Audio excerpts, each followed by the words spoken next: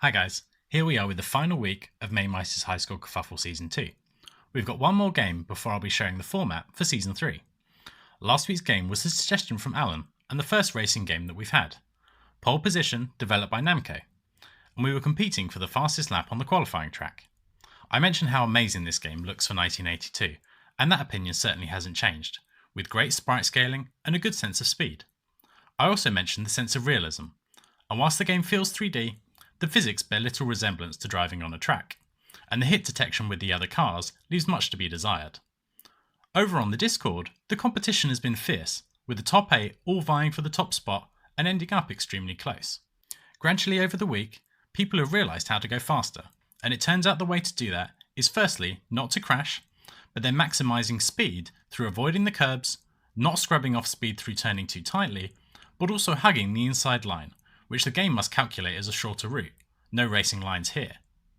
So you approach each corner on the inside and try to stay as tight as possible without the tyres screeching or hitting a difficultly positioned car to achieve a good lap time. Another challenge with playing this game isn't the game itself, but configuring the analogue controls. Different versions of MAME will only let you remap each control with certain other buttons. Some won't seem to want to remap at all. We had apologies from our season winner Andrew Lowe and Craig Flanagan, who both struggled to get it set up well, and Paulie Moz ended up playing the Arcade Perfect PS2 port. Most other people, including myself, ended up using the mouse controls, which actually work surprisingly well. You just need to play with the sensitivity to suit your setup. Now let's have a look at the results.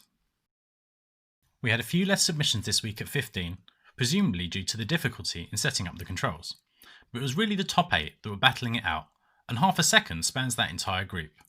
Colin Jones, who was leading early on and showed people the way with the mouse controls, has ended up in 8th with a 56.53. We've then got Mr. Cosine and Yelda Gamer Steve tied and beating Colin by 100th of a second. And then Paulie Moz was 6/100ths faster in 5th. The winner this week was always looking like it was going to come from our top 4. I set the pace on Friday with a 56.29, but that was subsequently beaten by Panther UK and Weebob, who'd been leading at various points throughout the week, with a 56.21 and a 56.17. But our winner this week, with a 56 dead, and taking his second win of the season, is 10 Shearers.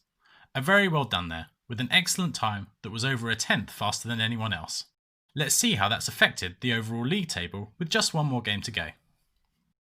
Given we're so deep into the season now, there's been very little movement in the table. The second place of Weebob has moved him up 2 places, and along with Paulie Moz have overtaken Mark, who didn't play this week. The battle for second place has pretty much become the battle for third. There is now only 1 point between Panther UK and myself, with 10 Shearers 14 points clear and favourite for the second place spot. With Andrew struggling with the controls and not being a huge fan of the challenge this week, the gap has closed, but he is already uncatchable. Now, on to the final game of the season. Many of you will have seen Alan's Friday Waffle last week, and he was joined by Panther UK and Lakosa. They were talking about arcade games, and how each of them loved the game that we'll be playing this week. Rainbow Islands, The Story of Bubble Bobble 2, released by Taito in 1987. They praised the game mechanic, the characters that replaced the dragons with their human forms, the various enemies and the bonus items, and generally just how great a game it was.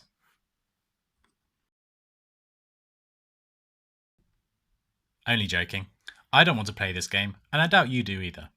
The guys actually completely slammed this game, and how poor an effort it was compared to its predecessor, without much of the charm that made the original enjoyable. I'm sure some people like this game, but it's not the one we'll be playing this week. What we'll actually be playing is another one that the guys talked about, and Alan challenged me to set it for this week. That game is Gradius III, released by Konami in 1989, and as the name suggests, this is the third formal Gradius game, despite there being 2 additional spin-offs between Gradius and Gradius II. The reason it was being discussed is this game is notorious for being extremely difficult, and we'll be playing the hardest version of it too, the Japanese ROM, and not the beginner mode either. You'll know if you've got the right one, is it will have a little cutscene at the beginning, showing the Gradius history, but also the title has a subtitle which the Western releases did not. The full game is known as Gradius III, From Legend to Myth. This game features a beginner mode, which we won't be using. The default selection is the normal mode, which is impossible to know as the text is in Japanese. The game follows the typical Gradius formula of side-scrolling shoot 'em up bosses at the end of each level, and a plethora of ship upgrades, which are the key to doing well, and are lost if you die, further increasing the difficulty. Reading an article on Game Tyrant, and Gradius III was described as a masochist paradise, so I thought it was a fitting end to the season to really test your skills and your patience. Given most of the places are pretty much decided, this is a chance to play for pride, and what better way to do that than with a rock hard game.